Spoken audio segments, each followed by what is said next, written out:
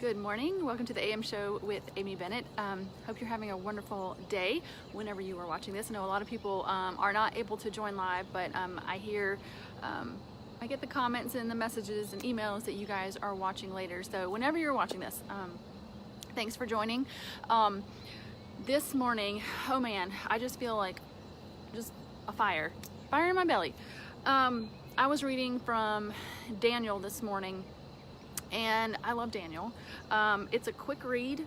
A lot of it is prophecy, so some of it, you really have to have a, what is it called? Like some sort of, something to help you understand what is going on. But a lot of Daniel's story that we can understand, and I am just, there were 3 words in this whole chapter that I have just been taken by this morning and wanted to share it as a challenge this morning for myself and for you.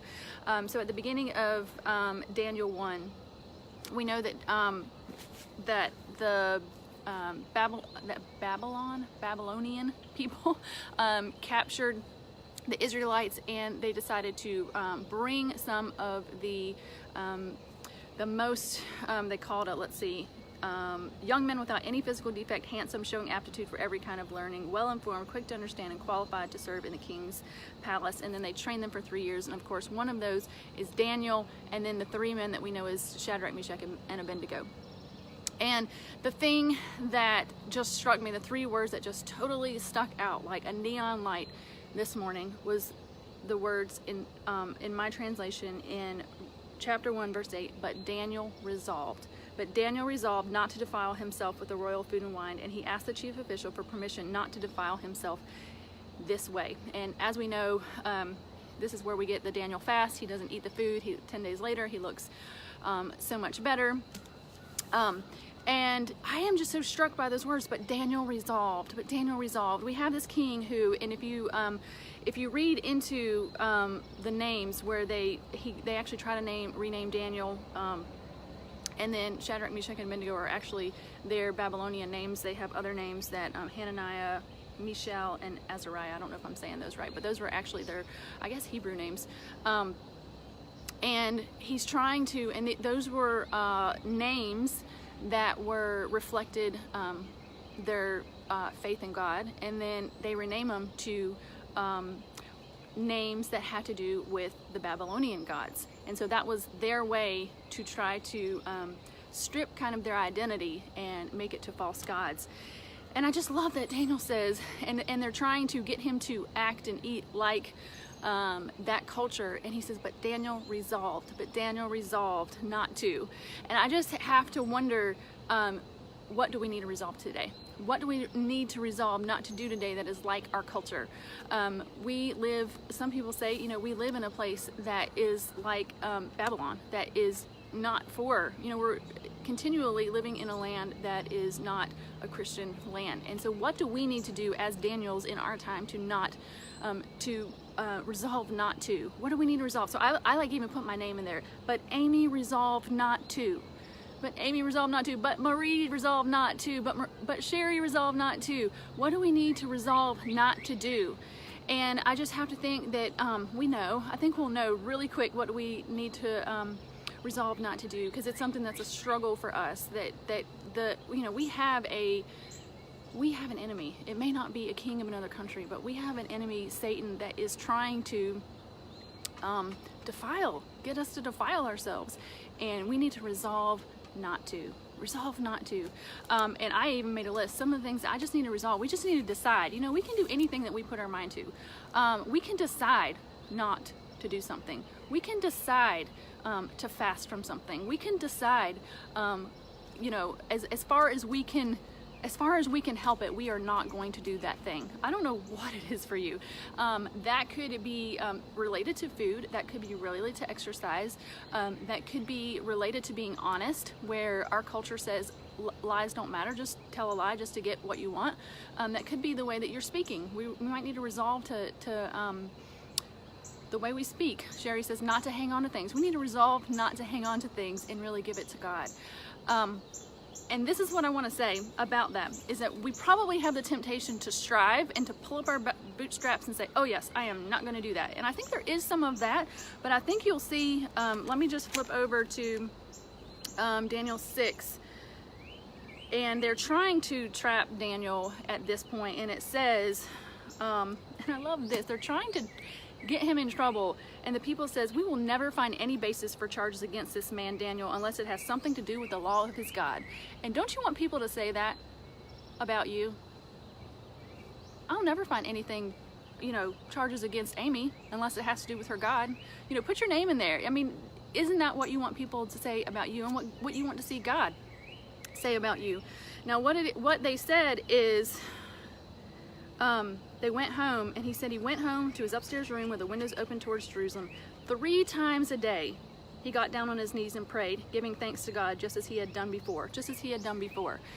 And Daniel didn't pull his you know boots up and say, I'm gonna do this. He got down on his knees 3 times a day saying, God, help me do this, help me live in this culture that wants me to defile myself, and yet I have resolved not to. So when we are resolving this, we don't try to do it in our own strength. We have to get down on our knees and depend on God and say, I can't do this 3 times a day.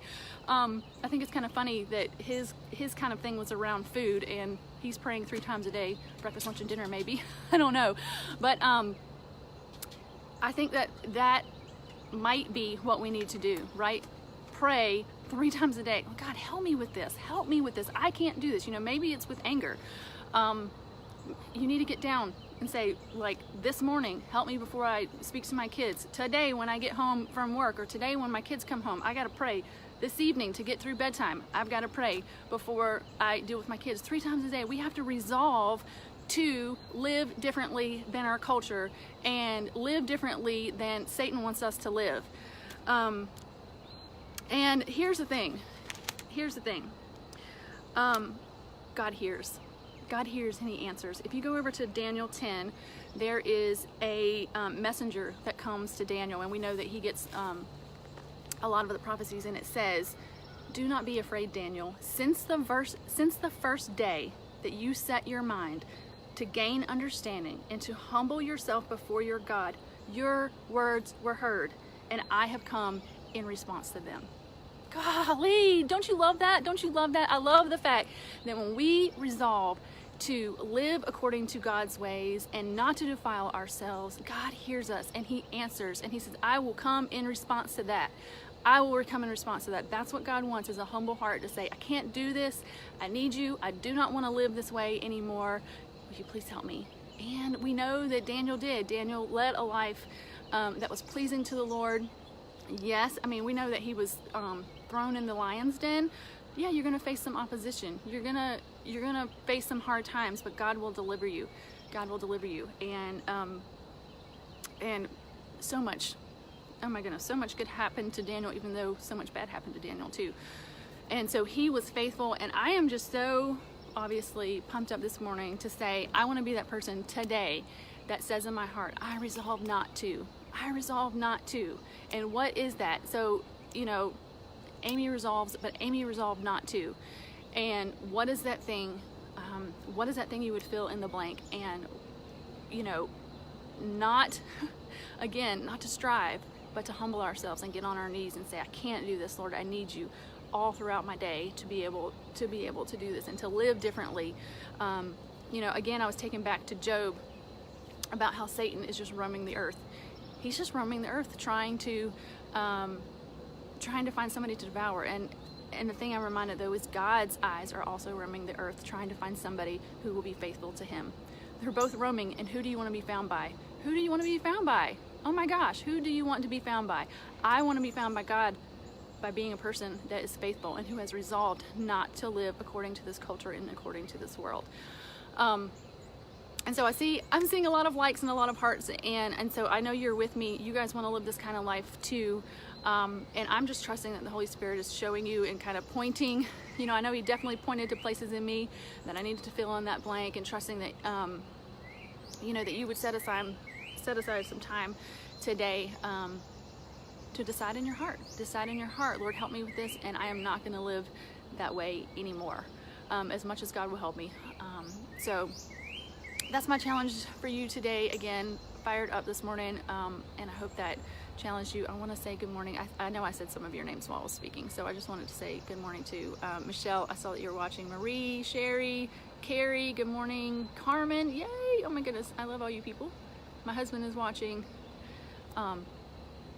Yeah, so goodness, I have to like breathe. Fired up. Yeah, Sherry says thank you, I needed this today. Carmen says I love this. Oops. Yeah, oops, oh my goodness, I'm trying to bring one of you on camera. That's probably not what you want. Okay, I don't know what I just did. I can't see your comments anymore, I just messed it up. Okay, so that's it for today. Thank you guys so much for listening, whether you're listening live, you guys that can listen live, or that you're listening later. I know God is in this. I'm just telling you, I go to bed saying, what in the world am I going to talk about tomorrow? And every morning God is faithful to give me a little bit to share with you. And I think I'm so thankful, and it's just, this is all God. I think this is just all God wanting to speak to us, and I'm so thankful. Thankful for that, and glad we got, I'm having a blast. It's so fun. It's like an adventure. All right, guys, I'm going to hop off here. You guys have a wonderful day. We'll see you back tomorrow. Bye.